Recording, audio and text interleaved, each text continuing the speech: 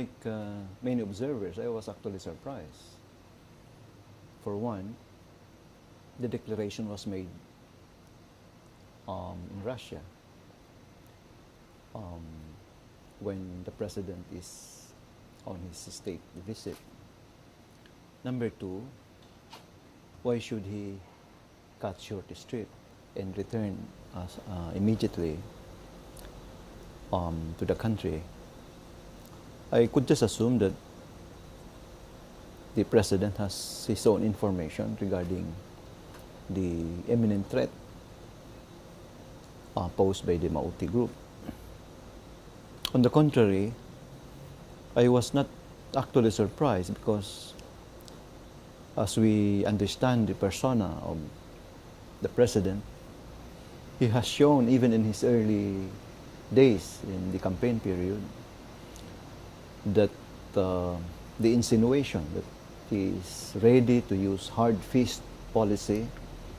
if only to bring law and order in the country, particularly and also the fact that early in his administrations, I think there was already some kind of a social conditioning with the declarations of state of lawlessness. So you could already from there see the trajectory of the president's orientations. Thus, that declaration, in a sense, did not really come as a surprise to me. But, you know, like many others also, if the problem is the Maute, and if the problem is generally secluded in the Lanao area, why declare the whole Mindanao under martial law? And why even insinuate the possibility of broadening the declaration to Visayas and the rest of the country? So there seems to be that creeping tendency towards imposing hard fist rule, not only in Mindanao but even in the whole country. In the past, the armed forces of the Philippines has been consistent of in denying the claim of some regional and intelligence analysts of the alleged alliance between the Maute group and the ISIS in the Middle East. The armed forces has been quite consistent, especially during the last days of the Aquino administrations, and even towards the early days of the Duterte government. But I'm quite surprised why the radical shift of the armed forces, the same armed forces who said that now there is actually a strong alliance between the ISIS and the Maute. And this is, I think, the information that has been fed to President Duterte, therefore emboldening, I think, his theory in the early days that the next round of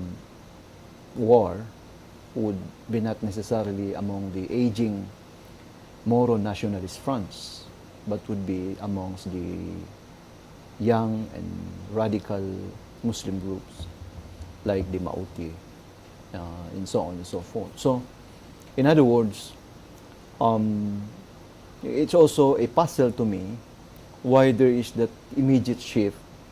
from the AFP's perspective regarding the non-threat previously and now the threat, the imminent threat posed by the Maute, and therefore it was easy for President Duterte to declare martial law on the basis of that new claim of the armed forces of the Philippines.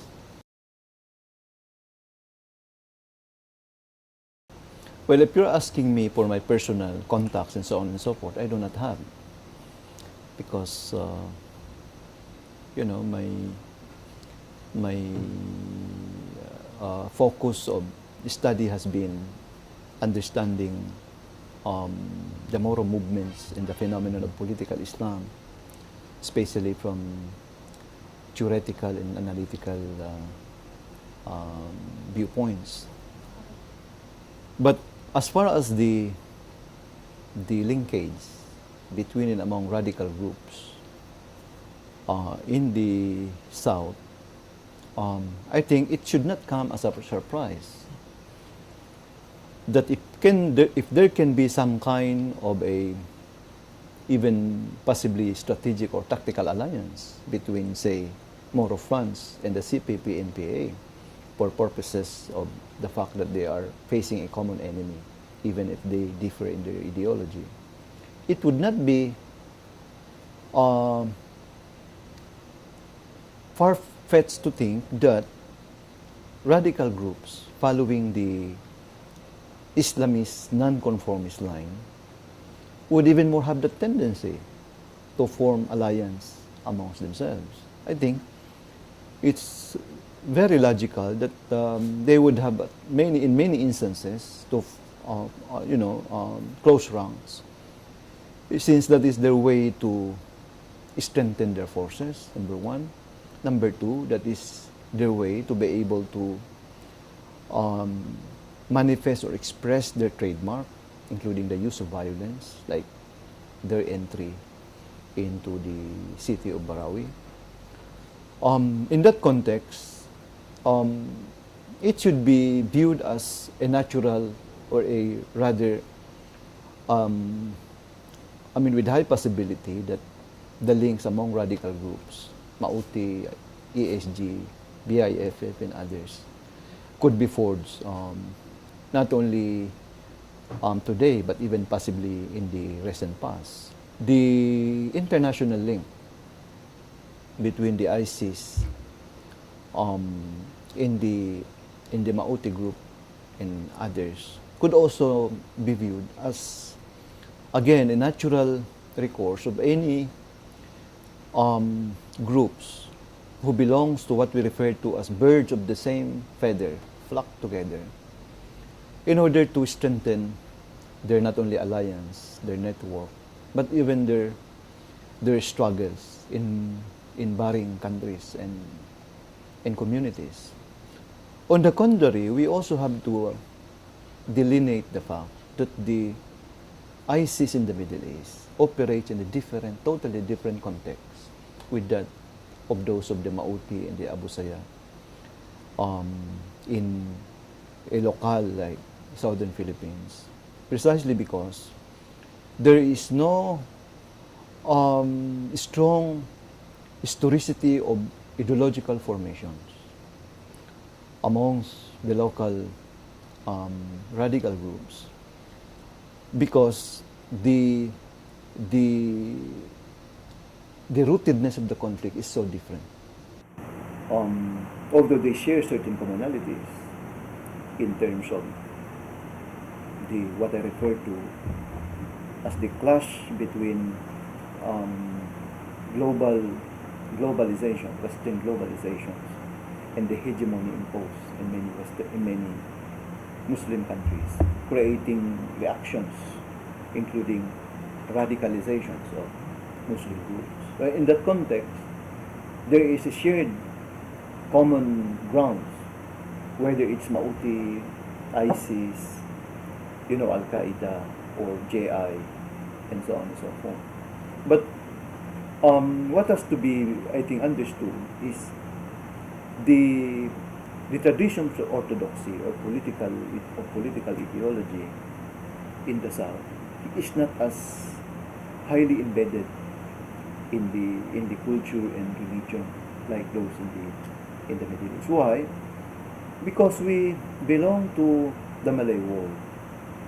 with our Islam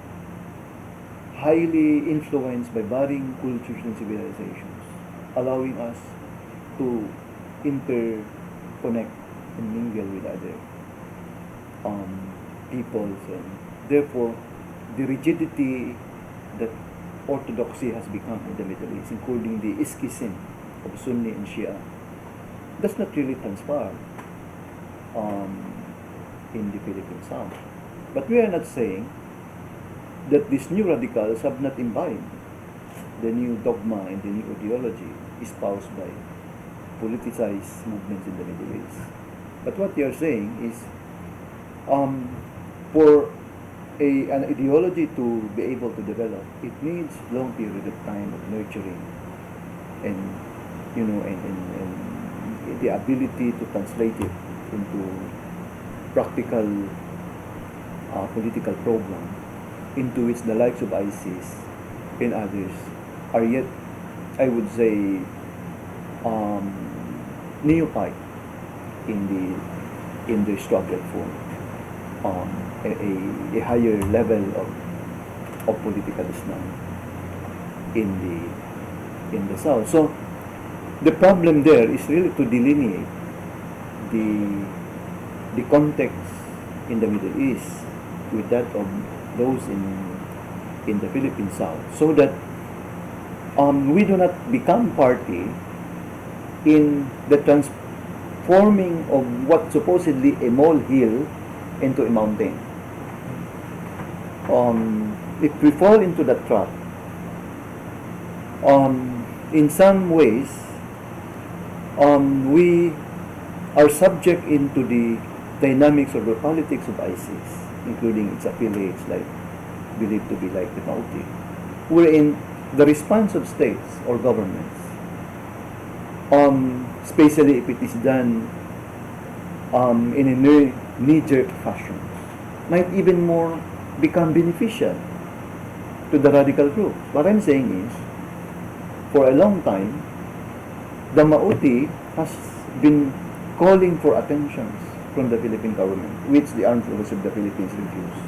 to accede in the past administrations. They had to do, the war and so on and so forth. Now, but with the declarations of martial law, it would appear, even it was not in the calculations of the Duterte administration to give that kind of benefit, but in truth, it sorts of answer what the ISIS, including the Maute groups, had been asking for a long time. That the reason for the declarations of martial law is the presence of the ISIS. So therefore, it becomes like a badge of honor for the Maute to be viewed as the source in the declarations of martial law, not only in Lanao del Sur, but even in the whole of Mindanao. So, what big news that this group would have created, if not for a cause or a reason for the declarations of martial law. So,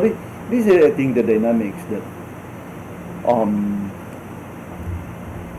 authorities should be able to have calculated, so that they won't easily fall trap into ISIS or the politics of the Maute.